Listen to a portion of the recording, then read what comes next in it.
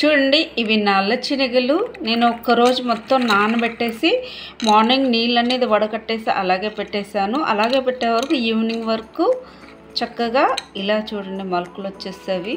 ఇంత మొలకలు వచ్చినాయి. కర్రీ చేసుకుంటుంటే చాలా మంచిదేను. ఇప్పుడు ఇవి శుభ్రంగా కడిగేసిన తర్వాత నీళ్ళు వేసుకొని ఒక 2 గ్లాసులు నీళ్ళు పోసుకోవాలండి. శనగలు మునిగేంత వరకు నీళ్ళు పోయాలి. 2 గ్లాసులు నీళ్ళు పోసాను నేను. కొద్దిగా ఉప్పు వేసుకోవాలి. ఇప్పుడు కుక్కర్ మూత పెట్టుకొని ఒక 3 నుంచి 4 విజిల్ రానివ్వాలి.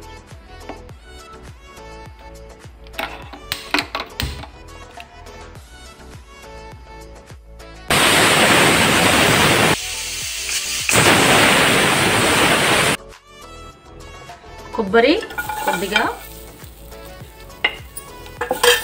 మీరు ఎండు కొబ్బరి అయినా వేసుకోవచ్చు, పచ్చి కొబ్బరి అయినా వేసుకోవచ్చు. నేను పచ్చి కొబ్బరి వేస్తున్నానండి. ఇవి బాగా సిమ్లో పెట్టుకొని ఫ్లేమ్ వేయించుకోవాలి. చక్కగా నూనె అయినా అవసరం లేదు, ఇలాగే వేయించుకోవాలి. కొద్దిగా మిరియాలు ఒక 4-5, అలాగే నువ్వులు ఒక 2 చెంచాలు నువ్వులు, ఇవి బాగా వేయించుకోవాలండి.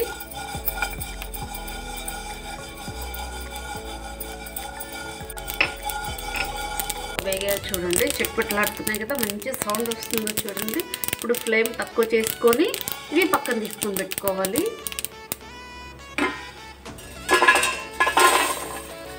ఇవి చల్లారివ్వాలి. ఇప్పుడు ఒక 2 ఉల్లిపాయలు కట్ చేసుకునేలా పెద్ద ముక్కలుగా కట్ చేసుకున్న ఉల్లిపాయలు కూడా వేసుకొని వేయించుకోవాలి చక్కగా.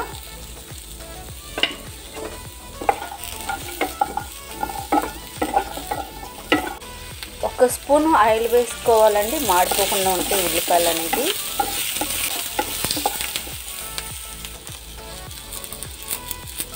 అల్లం వెల్లుల్లి కొద్దిగా ఒక 4-5 రెబ్బలు వెల్లుల్లి వేసాను. అల్లం ఒక ఇంచు ముక్క వేసాను. సన్నగా కట్ చేసుకొని ఇవి కూడా వేసుకొని బాగా వేయించుకోవాలి. మంచి కలర్ వచ్చినంత వరకు వేస్తే టేస్ట్ అనేది చాలా బాగుంటుంది. మీరు చపాతీలోకైనా కానీ రైస్లోకైనా కానీ సైడ్ డిష్ కూడా తినొచ్చేది చాలా బాగుంటుంది. ఒకసారి ఇప్పుడు 3 టమాటాలు చక్కగా బాగా మాగిన టమాటాలు ఇలా కడుక్కొని ఇవి కూడా కట్ చేసుకొని వేయించుకోవాలండి.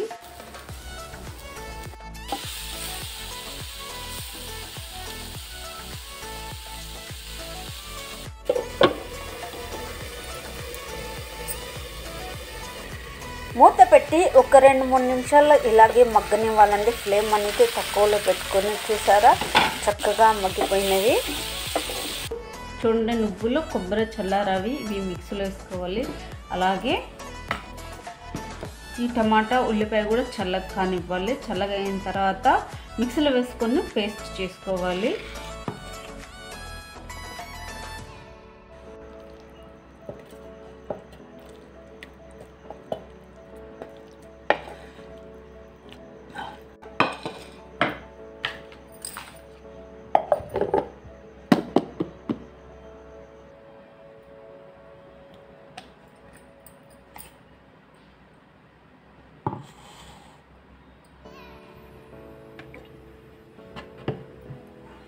ఇప్పుడు కడాయి పెట్టుకొని కడాయి వేడయ్యాక తగినంత నూనె వేసుకోవాలండి. నేనైతే 2 టేబుల్ స్పూన్లు నూనె వేసుకున్నాను. ఈ మిక్సీలో పట్టుకున్న బ్యాటర్ మొత్తము ఇందులో వేసి బాగా ఫ్రై చేసుకోవాలి. ఆయిల్లో బాగా కుక్ అవ్వాలి.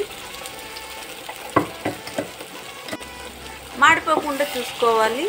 చక్కగా ఇలా తిప్పుతూ ఉండండి, లేకపోతే అడుగంటకు పోతుంది.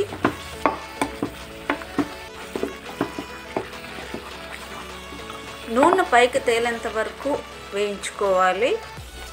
ఇప్పుడు కొద్దిగా పసుపు వేసుకోవాలి. పసుపు అనేది ఆయిల్లో వేసుకుంటేనే రంగు అనేది చాలా చక్కగా వస్తుంది.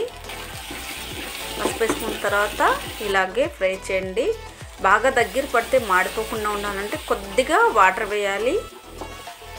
వాటర్ వేస్తూ ఇలాగ బాగా ఫ్రై చేసుకోవాలి ఆయిల్లో. మొత్తం బాగా కుక్ అయ్యేంత వరకు ఇలా చేయండి. ఇప్పుడు కుక్ అయిన తర్వాత 1.5 టీ స్పూను ధనియాల పొడి, అలాగే 1.5 టీ స్పూన్ కారం మీ అభిరుచిని బట్టి మీరు వేసుకోవచ్చు. మంచి రుచి వస్తుందండి ఇలా వేయించుకుంటే ఆయిల్లోనే. మొత్తం బాగా వేయించుకోవాలి చక్కగా. చూసారండి, మూత పెట్టి సిమ్లో పెట్టి ఇలాగే వదిలేయండి ఒక 2-3 నిమిషాలు. ఇప్పుడు శనగలు చూసారండి చక్కగా 3-4 విజిల్ రానిచ్చాను, చక్కగా ఉడికిపోయినాయి. ఒకసారి చూస్తే తెలుస్తుంది. ఇలా పట్టుకొని మెదిపితే చూడండి ఇలా నలిగిపోవాలి. ఇప్పుడు చక్కగా ఉడికిపోయినవి బాగా.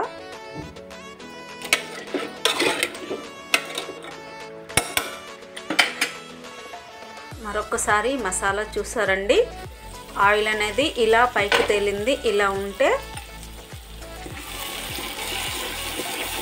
మసాలా మొత్తం బాగా వేగినట్టు. చక్కగా ఇంకొకసారి బాగా కలపెట్టుకొని చూసుకోవాలి. బాగా ఉడికిపోయింది కదండి. ఇప్పుడు ఉడికించుకున్న శనగలు ఇందులో వేసుకొని ఒక 2-3 నిమిషాలు మరొకసారి ఉడకబెట్టుకోవాలి. మీకు చిక్కగా కావాలనుకుంటే అలాగ వదిలేండి, లేదా గ్రేవీ కావాలనుకుంటే ఇంకొంచెం వాటర్ వేయండి. నేనైతే కొద్దిగా వాటర్ వేస్తున్నాను.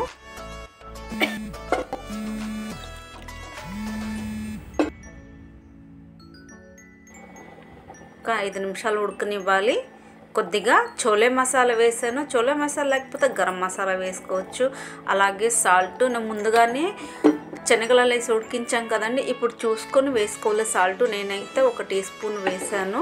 పూర్తిగా వేయలేదంటే కొంచెం తగ్గించే వేసాను. చూసుకొని వేసుకోవచ్చు. తర్వాత ఈ కర్రీ మీరు దేంట్లో తిన్నా కానీ చాలా బాగుంటుంది. పూరికి కానీ రోటీకి కానీ. నేనైతే సంగటి కూడా చేసుకున్నానండి. నేనైతే టేస్ట్ చేసి చూస్తున్నాను. ఉప్పు నాకైతే పర్ఫెక్ట్గా ఉందండి, నాకు సరిపోయింది. ఉప్పు కారం తక్కువైతే మరొకసారి వేసుకోవచ్చు. చూడండి ఇలా కొత్తిమీర వేసుకొని గార్నిష్ చేసుకుంటే మీరు చపాతీలేకైనా కానీ పూరి. చూడండి ఈరోజు లంచ్లోకి ఇలా చేసుకున్నాను మసాలా శనగల కర్రీ. అలాగే వేడి వేడి రాగి సంగటి చూడండి ఇప్పుడే చేసిన పొగలు వస్తున్నవి. అలాగే గోంగూర పచ్చడి, ఇంకా పుదీనా కొబ్బరి పచ్చడి అండి. ఇది ఫుల్ రెసిపీలో వేస్తాను తొందరలోనే. ఇంతేనండి మేము చేసుకున్నాం. మీ ఇంట్లో మీరేం చేసుకున్నారు చెప్పండి. ఈ వీడియో నచ్చినట్టయితే ఒక లైక్ చేయండి. Thank you, bye bye.